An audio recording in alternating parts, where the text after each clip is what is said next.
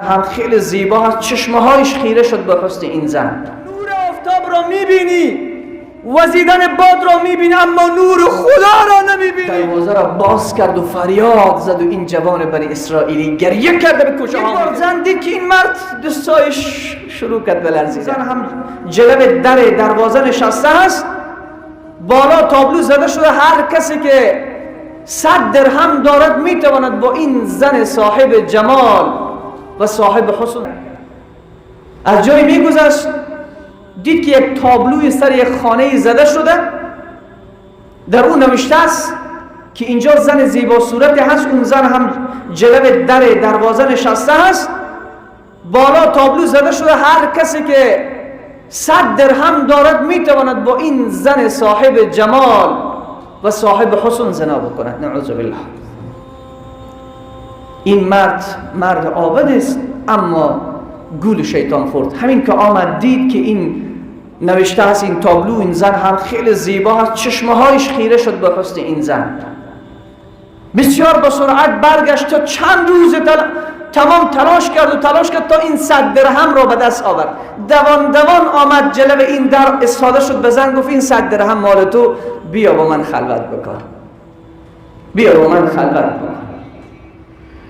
هر دو رفتن داخل خانه، دروازه ها بسته شد، داخل خانه رفتن.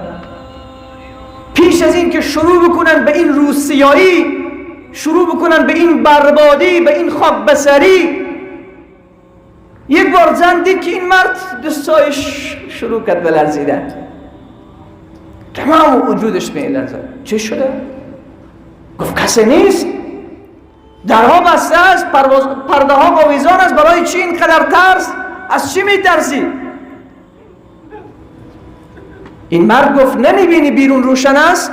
زن گفت که آفتاب است. گفت نمیبینی که درختان میجنبند؟ گفت باد و شمال هست. این مرد گفت ای زن بدفطرت، تو نور آفتاب را میبینی، وزیدن باد را میبینی، اما نور خدا را نمیبینی. ترس خدا وجود مرا میلرزاند، هرچی تلاش میکنم کنترل بکنم نمیشود. خوف خدا وجود مرا گرفته. من این کار را نکرده بودم، اما شیطان گولم زد. الان خدا دل مرا بالا برد، بالا کش کرد. یادم آمد ترس خدا، یادم آمد محبت به الله، یادم آمد اون نجواهایی که در دلهای شب با الله میکردم. جوان فرق نمی کند عید است یا غیر عید، تقوا کار دارد.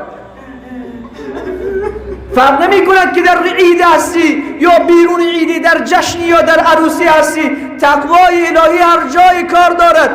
یوسف قصر زلیخا هم فریبش نداد، در اوج نعمت ها فریب نخورد.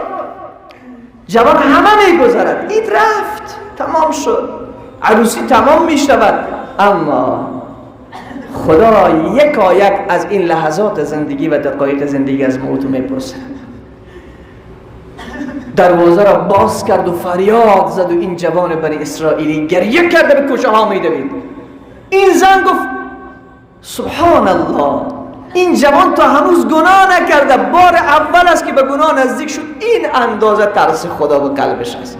گفت من فاحشه‌ای که صدها بار روسیایی کردم، صدها بار به الله پشت کردم، من از خدا نترسم.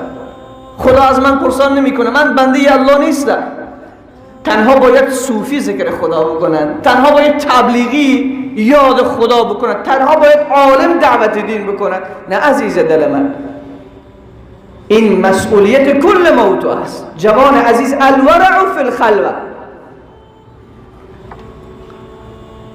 این زن هم همه چیز را جمع کرد، تابلو را از سر خانه خود پایین کرد، شروع کرد به گریه و زاری و نماز و عبادت و طاعت و در جستجوی این مرد شد. کوچه به کوچه این مرد و این جوان را جستجو میکرد تا اینکه رسید به جایی که آدرس خانه این جوان را برایش دادن.